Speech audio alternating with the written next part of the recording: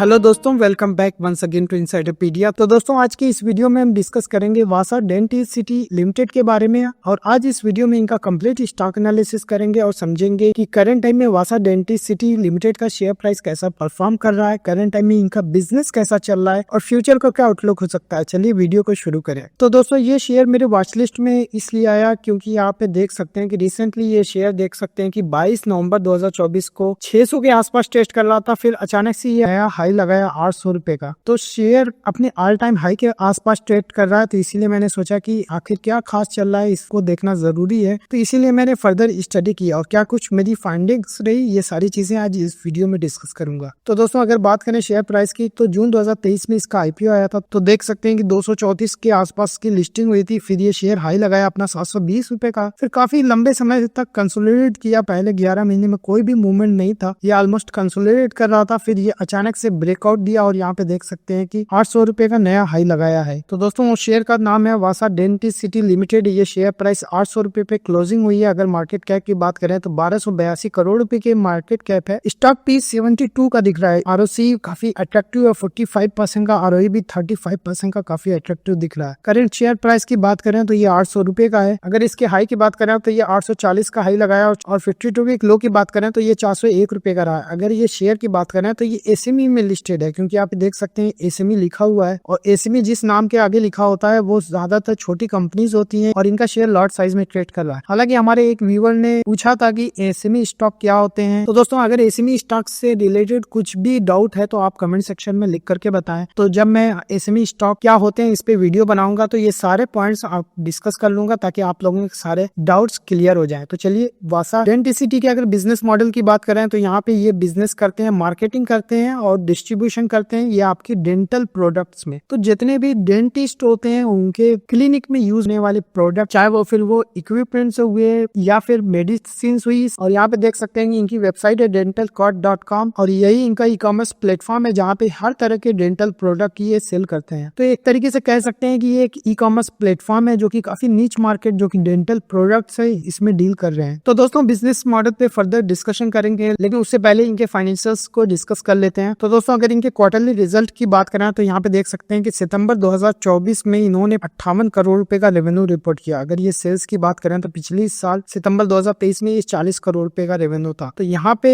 YoY basis पे अच्छी growth देखने को मिली है। साथ ही साथ अगर जून 2024 यानी पिछले क्वार्टर से कंपेयर करें तो यहाँ पे भी ग्रोथ देखने को मिली है, क्योंकि इन्होंने 53 करोड़ रुपए का रेवेन्यू रिपोर्ट किया था जो बढ़कर के 58 करोड़ रुपए का हो गया है। तो दोस्तों, अगर इनके नेट प्रॉफिट की बात करें तो यहाँ पे 5 करोड़ 37 लाख रुपए का प्रॉफिट किया है, जो कि पिछले साल ये प्रॉफिट 3 करोड़ 73 लाख रुपए का था और पिछले क्वार्टर भी 3 करोड़ 42 लाख रुपए का था। तो यहाँ पे जून के क्वार्टर के कंपैरिजन में ये अच्छा प्रॉफिट जंप हुआ है, जिस वजह से आप देख रहे हैं कि शेयर प्राइस उसी तरीके से परफॉर्म करता हुआ दिख रहा है। तो दोस्तों, अगर इनके ऑपरेटिंग प्रॉफिट मार्जिन की बात करें तो जो कि जून 2023 में ये 9% का था, सितंबर 23 में ये 8% का रहा, फिर मार्च में ये अच्छी जंप देखने को मिली जहाँ पे 14% का ऑपरेटिंग प्रॉफिट मार्जिन रिपोर्ट किया था। जून 24 की बात करें तो 8.6% का ऑपरेटिंग प्रॉफिट मार्जिन था, लेकिन सितंबर 2024 में इन्होंने ऑलमोस्ट 11% का ऑपरेटिंग प्रॉफिट मार्जिन रिपोर्ट किया है, जिसकी वजह से देख सकते हैं कि इनका प्रॉफिट भी काफी तेजी से जंप हुआ है। तो दोस्तों, अगर इनके एनुअलाइज्ड रिजल्ट पे नजर डालें तो यहाँ पे इनका सेल्स देख सकते हैं कि मार्च 2024 के फाइनेंशियल ईयर में 170 करोड़ रुपए का रेवेन्यू रिपोर्ट किया है, जो कि मार्च 2020 में सिर्फ 30 करोड़ रुपए का था। 2021 में 40 करोड़ रुपए का हुआ, 22 में 77 करोड़ रुपए का हुआ और 2023 में 123 करोड़ रुपए का रेवेन्यू रिपोर्ट किया। तो यहाँ पे लगातार ग्रोथ देखने को मिल रही है। साथ ही साथ नेट प्रॉफिट की बात करें तो FY22 में 5 करोड़ रुपए का प्रॉफिट था, FY23 में 8 करोड़ रुपए का प्रॉफिट हुआ और FY24 में 15 करोड़ रुपए का प्रॉफिट रिपोर्ट किया है। तो बिजनेस तो काफी प्रॉफिटेबल है और काफी अच्छी ग्रोथ भी इसमें रिपोर्ट हुई है। तो ओवरऑल इसमें अच्छी ग्रोथ देखने को मिली है। तो दोस्तों, अगर बैलेंस शीट पे एक नजर डालें तो यहाँ पे देख सकते हैं कि इक्विटी कैपिटल और रिजर्व, तो यहाँ पे ऑलमोस्ट 76-77 करोड़ रुपए का देख रहा है। बोरोइंग एकदम जीरो है, तो बहुत अच्छी बात है। कंपनी के ऊपर कोई भी डेट नहीं है। फिक्स्ड एसेट भी नेग्लिजिबल सा 6 करोड़ रुपए का दिख रहा है। तो अदर असेट्स पे एक नजर डालें तो इन्वेंट्रीज का लेवल देख सकते हैं कि जो कि FY23 में 34 करोड़ रुपए का था, ये बढ़ा हुआ है 56 करोड़ रुपए का। इन्वेंट्री का लेवल तो काफी तेजी से बढ़ा हुआ है, तो ये पूछना जरूरी हो जाता है कि इन्वेंट्री का लेवल इतना तेजी से क्यों बढ़ रहा है। ट्रेड रिसीवेबल भी काफी हेल्दी लेवल पे है, जहाँ पे इंप्रूवमेंट देखने को मिल रहा है। साथ ही साथ कैश एंड कैश इक्विवेलेंट की बात करें 14 करोड़ रुपए का कैश होल्ड कर रहे थे, अभी सिर्फ 2 करोड़ रुपए का कैश होल्ड कर रहे हैं। हालांकि कंपनी के ऊपर कोई डेट नहीं है तो कोई बड़ा कंसर्न नहीं है, एटलीस्ट इनके पास 2 करोड़ रुपए का कैश है। लोन्स और एडवांस में भी 17 करोड़ रुपए दिए हुए हैं। तो दोस्तों अगर इनके रेशियोज की बात करें तो यहाँ पे देख सकते हैं कि डेटर डेज का बढ़ा हुआ दिख रहा है। 24 डेज का इन्वेंट्री डेज भी बढ़ गया, जो कि 70 दिनों से बढ़ करके 99 डेज का हो गया। डेज पेबल में भी थोड़ा सा बढ़ोतरी देखने को मिली, 28 दिनों से बढ़ करके 33 दिनों का हो गया। तो ओवरऑल वर्किंग कैपिटल डेज की बात करें तो 39 डेज से बढ़ करके 84 डेज का हो गया। तो यहाँ पे मैनेजमेंट से थोड़ा सा कंसर्न हो जाता है कि इतना तेजी से वर्किंग कैपिटल डेज क्यों बढ़ा है। अगर आरओसी की बात करें तो 80% का तो लास्ट क्लियर, अभी वर्किंग कैपिटल चूंकि ज्यादा लग रहा है, इस वजह से 45 डेज का अभी भी मेंटेन कर रहा है। तो मुझे लगता है कि एक ई कॉमर्स प्लेटफॉर्म के लिए 45% का मार्जिन काफी अच्छा है। तो दोस्तों अगर शेयर होल्डिंग पैटर्न पर नजर डालें तो यहाँ पे प्रमोटर्स की होल्डिंग देखते हैं कि 69.62 एकदम कांस्टेंट सी बनी हुई है। यहाँ पे एफआईएस की कोई होल्डिंग नहीं है। अगर डीआईएस की बात करें तो यहाँ पे नेग्लिजिबल सी होल्डिंग है 0.23% की। हालांकि ये होल्डिंग पिछले क्वार्टर 0.5% थी, अभी वो भी कम हो गई है। अगर पब्लिक की होल्डिंग की बात करें तो 30% की पब्लिक के पास होल्डिंग है। तो नंबर ऑफ शेयर होल्डर भी बढ़ते हुए दिख रहे हैं, 1800 से बढ़ करके 2000 हुए, अभी 2500 नंबर ऑफ शेयर होल्डर है। चूंकि ये एक एसएमई स्टॉक है तो एसएमई स्टॉक में एफआईएस और डीआईएस वैसे इन्वेस्ट नहीं करते, तो यहाँ पे थोड़ा मोड़ा होल्डिंग है तो काफी अच्छी बात है। नंबर ऑफ शेयर होल्डर बढ़ते हुए दिख रहे हैं, इसका मतलब ये है कि शेयर की पॉपुलरिटी बढ़ रही है। तो दोस्तों अभी तक हमने देखा कि वासा डेंटिसिटी लिमिटेड जो कि एक डेंटल प्रोडक्ट सेल करते हैं अपनी ई कॉमर्स प्लेटफॉर्म के थ्रू, ये एक एसएमई स्टॉक है। इसका चार्ट काफी अच्छा दिख रहा है, यहाँ पे नया हाई लगाता हुआ दिख रहा है। साथ ही साथ इनका क्वार्टरली रिजल्ट काफी अच्छा आया था, जहाँ पे मार्जिन इंप्रूवमेंट होते हुआ दिख रहा है। बैलेंस शीट काफी अच्छी है, यहाँ पे डेट फ्री है कंपनी, और सबसे अच्छी बात इनका प्रॉफिटेबिलिटी रेशियो काफी अच्छा है, जहाँ पे 45% तक का यह आरओसी रिपोर्ट कर रहे हैं। हालांकि रिसेंट टाइम में इनका वर्किंग कैपिटल डेज बढ़ता हुआ दिख रहा है, जो कि एक बड़ा कंसर्न है। इन्वेस्टर वाले सेक्शन में देखा कि प्रमोटर्स के पास जो 77% की ऑलमोस्ट होल्डिंग है वो एकदम कांस्टेंट सी बनी हुई है। तो दोस्तों आप आगे इस वीडियो में देखेंगे कि करंट टाइम में इनका बिजनेस कैसा परफॉर्म कर रहा है, मैनेजमेंट क्या गाइड कर रही है, ताकि हम डिसाइड कर पाए कि इस पर्टिकुलर स्टॉक में हमारे इन्वेस्टमेंट के कौन से मौके मिल सकते हैं। तो चलिए मैनेजमेंट की कमेंट्री को डिस्कस करें। तो दोस्तों सबसे पहले इनके मार्केट ओवरव्यू की बात करें, क्योंकि ये डेंटल इंडस्ट्री में काम कर रहे हैं। तो दोस्तों अगर नाम की बात करें, क्राउन यानी ताज, ब्रिजेस मतलब कि पुल, तो यहाँ पे पुल और ताज की बात नहीं हो रही है, ये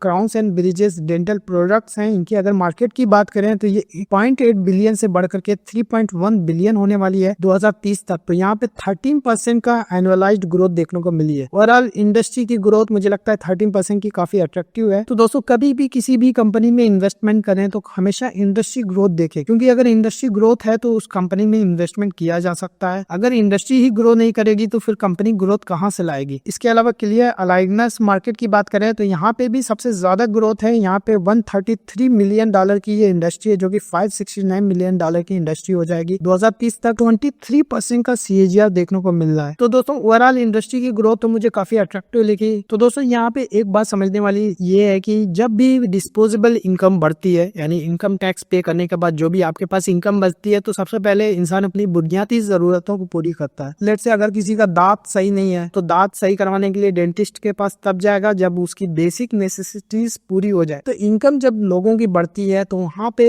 अपनी पर्सनल केयर के लिए लोग डेंटिस्ट के पास, साथ ही साथ आपके आई चेकअप के लिए प्रॉपर लोग टाइम देते हैं, पैसे इन्वेस्ट करते हैं। तो यहाँ पे ये इंडस्ट्री इसी वजह से, जिनके भी दांत टेढ़े मेढ़े हैं वो डेंटिस्ट के पास जाएंगे। इसी वजह से यहाँ पे देख सकते हैं कि 23% का CAGR देखने को मिल रहा है। तो अगर इनके ऑपरेशनल इनहेंसमेंट की बात करें, क्योंकि यहाँ पे ऑपरेटिंग प्रॉफिट मार्जिन इंप्रूव करता हुआ दिख रहा था, तो दोस्तों ये अपनी वेयर हाउसिंग और इंफ्रास्ट्रक्चर पे काफी ज्यादा इन्वेस्टमेंट कर रहे हैं। तो इन्होंने अपनी warehousing capacity 43,900 square feet बढ़ा करके कर दी है, क्योंकि यहाँ पे नए नए वेयर हाउसेज ओपन किए हैं। ये बता रहे हैं कि इंडिया के 7-8 मेट्रो सिटीज में इनके वेयर हाउस करंट टाइम में है। और ये इन्वेंट्री डेज बढ़ता हुआ इसलिए दिख रहा है क्योंकि इन्होंने जो नए वेयर हाउस स्टोर किया वहां से मैक्सिमम ये इन्वेंट्री रखना चाहते हैं, ताकि जो भी कस्टमर ऑर्डर प्लेस करे वो नियरेस्ट वेयर हाउस से उनका ऑर्डर फुलफिल किया जा सके। इसी वजह से इनका इन्वेंट्री डेज और वर्किंग कैपिटल डेज बढ़ता हुआ दिख रहा था। अब जाहिर सी बात है इन्वेंट्री बढ़ रही है तो इनका गोल है कि डिलीवरी टाइमलाइन को कम किया जाए। अभी 4.5 डेज के बिलो अपनी डिलीवरी टाइमलाइन करना चाहते हैं, जो कि एक ई कॉमर्स प्लेटफॉर्म में मुझे लगता है डिलीवरी एक बहुत इंपॉर्टेंट क्राइटेरिया है। क्योंकि कोई भी कितना भी बिजी रहे, लेकिन ऑर्डर प्लेस करने के बाद 1-2 बार जाकर के चेक करते ही हैं कि हमारा ऑर्डर कहां तक पहुंचा। ई कॉमर्स प्लेटफॉर्म पे ऑर्डर प्लेस करने के बाद जितना जल्दी कस्टमर के पास ऑर्डर पहुंच जाए उतना बेटर होता है। अगर इनके लॉन्ग टर्म एम की बात करें तो ये एम कर रहे हैं कि अपने इन्वेंट्री डेज को ऑप्टिमाइज किया जा सके और सस्टेनेबल ग्रोथ दिलाया जा सके। तो दोस्तों यहाँ पे एम यही है कि इन्वेंट्री कस्टमर के नियरेस्ट वेयर हाउस में रखे जाए। ओवर टाइम जैसे ही इनका ट्रैफिक बढ़ेगा, इन्वेंट्री सेम लेवल रहेगा, क्योंकि लेट से आपके पास 20,000 हजार SKUs हैं, तो आपको हर प्रोडक्ट का SKU हर वेयर हाउस में रखना ही पड़ेगा। बट ओवर टाइम जैसी वॉल्यूम बढ़ेगा ये इन्वेंट्री आपकी ऑप्टिमाइज होगी, ऐसा मैनेजमेंट ने बताया, जो कि मुझे लगता है कि एकदम जेन्युइन सी बात है। तो जो हमारा कंसर्न था कि इन्वेंट्री डेज क्यों बढ़ रहा है, तो उसके बारे में भी हमें मालूम चल गया कि ये वेयर हाउसेस नए ओपन किए, उसी वजह से इन्वेंट्री डेज इनका बढ़ता हुआ दिख रहा है। तो दोस्तों इनके प्लेटफॉर्म और कस्टमर एक्सपीरियंस की बात करें तो इन्होंने dentalguard.com का नया प्लेटफॉर्म रीलॉन्च किया है, और यहाँ पे अपग्रेडेड जो प्लेटफॉर्म है ये सितंबर में लॉन्च हो गया, जहाँ पे एडवांस फीचर्स इनेबल किए गए हैं। और यहाँ पे मंथली एक्टिव यूजर्स की बात करें तो 48% की ग्रोथ देखने को मिली है, और 3,35,000 number of monthly active users हैं। इसके अलावा रिटेंशन रेट बहुत हाई है। ज्यादातर डेंटिस्ट होते हैं ये अपना प्रोडक्ट ऑर्डर प्लेस करते हैं, 76% का रिटेंशन रेट मुझे लगता है काफी हाई है, जिससे ये पता चलता है कि कस्टमर का काफी ज्यादा ट्रस्ट इस प्लेटफॉर्म पे है। तो दोस्तों मोबाइल ऐप के बारे में इन्होंने बताया कि अभी मोबाइल ऐप लॉन्च नहीं हुआ है, लेकिन एंड ऑफ दिस मंथ यानी दिसंबर तक ये मोबाइल ऐप लॉन्च कर देंगे, ताकि कस्टमर एक्सपीरियंस को इम्प्रूव किया जा सके। तो दोस्तों इनके प्रोडक्ट पोर्टफोलियो और एक्सपेंशन की बात करें तो अगर इनके करंट टाइम में डेंटल लैब सॉल्यूशन इन्होंने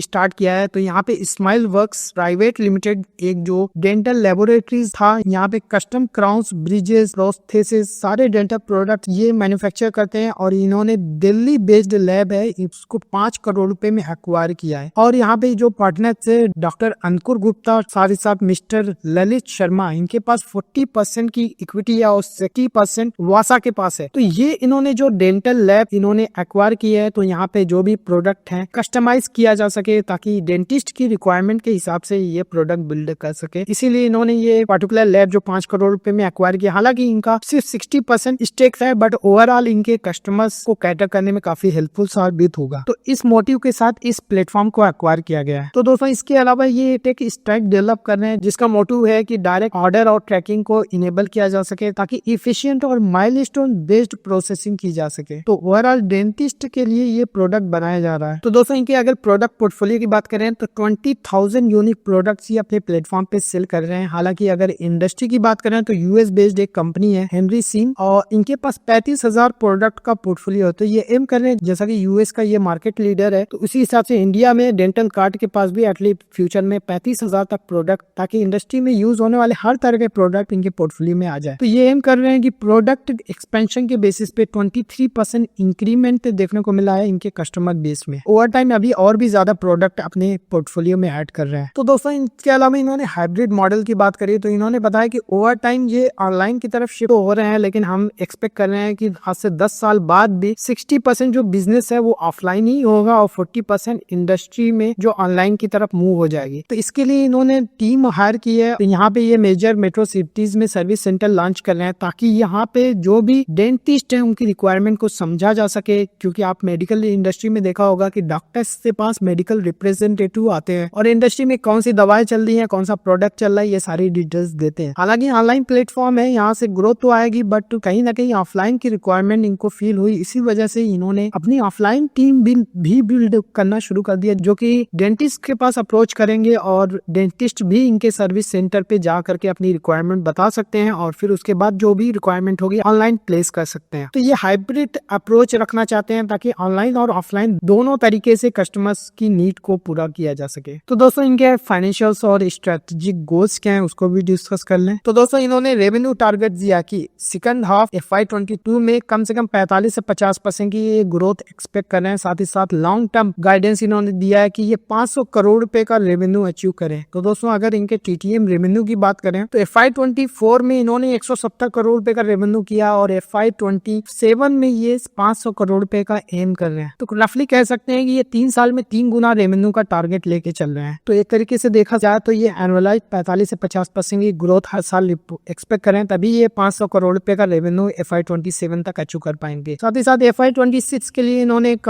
टारगेट दिया कि 30% की मिनिमम ग्रोथ एक्सपेक्ट कर सकते हैं। हालांकि इंटरनली इनका मानना है कि 50-60% की भी ग्रोथ हो सकती है, बट 30% का इन्होंने गाइडेंस दिया है, और लॉन्ग टर्म में 1000 करोड़ रुपए का रेवेन्यू अचीव करने का प्लान है। हालांकि इसके लिए इन्होंने कोई टाइमलाइन नहीं दिया कि 1000 करोड़ रुपए का रेवेन्यू कब तक अचीव कर लेंगे, लेकिन मुझे लगता है कि 2030 तक ये टारगेट इजिली इनका अचीव हो जाएगा, जिस हिसाब से ये करंट हाई में ग्रो कर रहे हैं। तो दोस्तों वासा डेंटिस्ट सिटी पे फर्दर डिस्कशन करेंगे, लेकिन उससे पहले बताना चाहूंगा कि अगर आप एक स्टॉक रिकमेंडेशन सर्विस के बारे में देख रहे हैं तो आप हमारे टेलीग्राम चैनल को ज्वाइन कर सकते हैं, लिंक डिस्क्रिप्शन बॉक्स में दिया हुआ है। हुआ है। इसके अलावा हमारे पास वैल्यू एडेड सर्विसेज हैं, लाइक हमारे पास कस्टमाइज सर्विसेज हैं, हमारे पास व्हाट्सएप ग्रुप भी है। उसके बारे में अधिक जानकारी के लिए आप हमें दिए हुए नंबर पे कांटेक्ट कर सकते हैं। तो दोस्तों मैनेजमेंट ने प्रॉफिटेबिलिटी के बारे में बताया कि 1000 करोड़ रुपए का जब रेवेन्यू आएगा उस टाइम क्या प्रॉफिट होगा, क्या इबिटा मार्जिन हो सकता है, इसके बारे में कोई कमेंट्री नहीं की। हालांकि ये 1000 करोड़ रुपए का एम कर रहे हैं, लेकिन किस प्रॉफिटेबिलिटी पे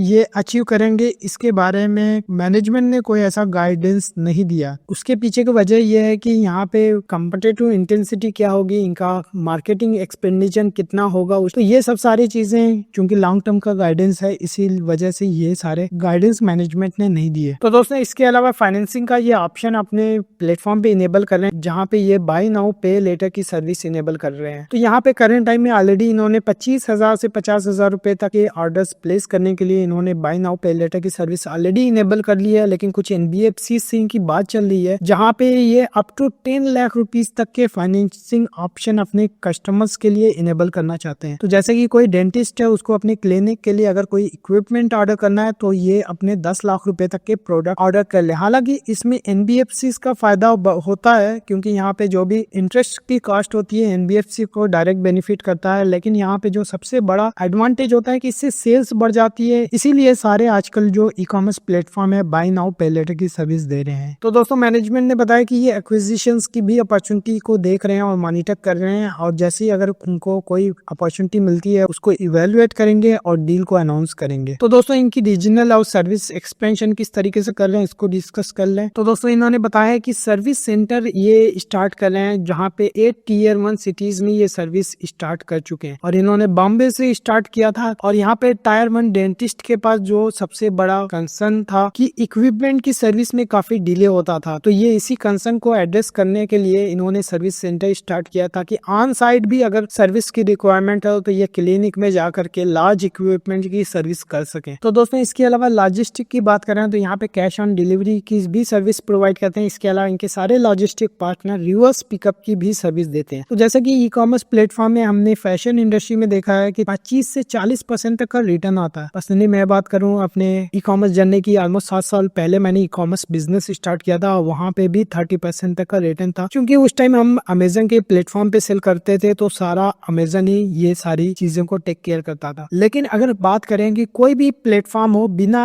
रिटर्न पॉलिसी के चल नहीं पाएगा, इसीलिए आप जो भी लॉजिस्टिक के साथ पार्टनरशिप कर रहे हो वहाँ पे रिवर्स पिकअप सर्विस का होना काफी जरूरी हो जाता है। तो इससे ओवरऑल कस्टमर एक्सपीरियंस इंप्रूव होता है। अगर किसी प्लेटफॉर्म में रिटर्न का ऑप्शन है तो कस्टमर भी ऑर्डर्स काफी जल्दी करता है। तो दोस्तों इंडस्ट्री इनसाइट की बात करें, जैसा कि हमने वीडियो की स्टार्टिंग में ही बात किया थी कि ओवरऑल इंडस्ट्री काफी तेजी से ग्रो कर रही है। अगर ये ऑनलाइन डेंटल मार्केट की बात करें तो 40% तक की ग्रोथ देखने को मिल रही है, जो कि आने वाले 10 सालों तक ये मेंटेन हो सकती है। तो मुझे लगता है ये काफी हाई ग्रोथ है। अगर कंपनी सिर्फ इंडस्ट्री ग्रोथ को ही कैचअप कर ले, 40% तक की ग्रोथ हमें आने वाले 10 सालों तक पर्टिकुलर कंपनी में देखने को मिल सकती है, जो कि मुझे लगता है ये शेयर आने वाले दिनों में अगर इतनी ग्रोथ अचीव कर ले एक मिड साइज की कंपनी बन जाएगा। इसके अलावा इन्होंने जैसा कि बताया कि ऑफलाइन मार्केट भी ये एग्जिस्ट करेगा, इसलिए ये हाइब्रिड अप्रोच पे काम कर रहे हैं और अपनी ऑफलाइन प्रेजेंस बढ़ा रहे हैं। तो दोस्तों इसके अलावा कम्युनिकेशन और कन्वर्जन स्ट्रेटजी की बात करें तो यहाँ पे क्लियर कम्युनिकेशन पे फोकस कर रहे हैं, ताकि कस्टमर को क्विक डिसीजन मेकिंग में हेल्प किया जा सके। साथ ही साथ ये कन्वर्जन रेट को इम्प्रूव करने की बात कर रहे हैं। इसी वजह से इन्होंने नई वेबसाइट लॉन्च की, उसमें कुछ नए फीचर्स इनेबल किए। साथ ही साथ ये ऑनलाइन और ऑफलाइन दोनों चैनल्स पे ये काम कर रहे हैं, ताकि हर तरीके से कस्टमर्स को कैटर किया जा सके। तो दोस्तों इस वीडियो का एंडिंग पार्ट कंक्लूजन। तो दोस्तों अभी तक हमने देखा कि वासा डेंटिसिटी जो एक ई कॉमर्स प्लेटफॉर्म की तरीके से काम कर रहा है, यहाँ पे अपने प्रोडक्ट अपने प्लेटफॉर्म के थ्रू सेल कर रहे हैं। हालांकि ओवरऑल मैंने अगर इस पर्टिकुलर स्टॉक में जो नोटिस किया कि ये हर तरीके से डेंटल इंडस्ट्री में होने वाले प्रॉब्लम को सॉल्व करने की कोशिश कर रहे हैं, चाहे वो फिर डेंटिस्ट का ऑनलाइन डिलीवरी का सामान, चाहे वो फिर डेंटिस्ट के लिए 20,000 तक एक बड़ा पोर्टफोलियो है इनके पास, ताकि हर तरह की रिक्वायरमेंट को ये कैटर कर सके। इसके अलावा ये ऑफलाइन में भी काम स्टार्ट कर रहे हैं, कस्टमर सपोर्ट और ऑन साइट सर्विस दे रहे हैं। इसके अलावा इन्होंने लैब जैसी सर्विसेज को स्टार्ट करने का जो काम किया, मुझे लगता है कि ये पर्टिकुलर जो नीच मार्केट है मेडिकल इंडस्ट्री की, जो की है डेंटल, और यहाँ पे ये हर तरह की कस्टमर्स की रिक्वायरमेंट को फुलफिल करने के लिए काम कर रहे हैं। मुझे लगता है कि ये कंपनी बहुत अच्छा काम कर रही है, और जिस हिसाब से 40% की इंडस्ट्री ग्रोथ है, और अगर इसके स्टॉक पी की बात करें तो 72 का दिख रहा है। हालांकि ये आइसोलेटेड बेसिस पे अगर 72 का पी देखें थोड़ा सा हाई दिख सकता है, जिस हिसाब से पास्ट में भी की है और फ्यूचर में भी 40% तक की ग्रोथ इंडस्ट्री की बात कर रहे हैं तो ये काफी रीजनेबल हो सकता है। लेकिन यहाँ पे दोस्तों एक चीज समझना जरूरी है कि यहाँ पे पैसा तभी बनेगा जब आप इस शेयर को ले करके 3 से 5 साल के लिए भूल जाएं और उसको होल्ड करें। अदरवाइज यहाँ पे अगर शॉर्ट टर्म में 1-2 क्वार्टर के लिए भी अगर स्लो डाउन होता है तो शेयर तुरंत अंडर परफॉर्म करेगा और यहाँ पे शेयर में गिरावट भी देखने को मिल सकती है। हालांकि एसएमई स्टॉक में कोई भी स्विंग ट्रेडिंग, मोमेंटम ट्रेडिंग करने की कोशिश नहीं करना चाहिए। इससे एसएमई स्टॉक में जब तक कि आपके पास 3 से 5 साल तक का स्ट्रॉन्ग विजन कंपनी के लिए बिल्डअप ना हो जाए उसमें इन्वेस्टमेंट नहीं करें। तो दोस्तों जहां तक पर्सनल इन्वेस्टमेंट और रिकमेंडेशन का सवाल है, ये शेयर को अभी भी मैं ट्रैक कर रहा हूँ। आने वाले 1-2 क्वार्टर को इसको ट्रैक करूंगा और देखूंगा कि मैनेजमेंट क्या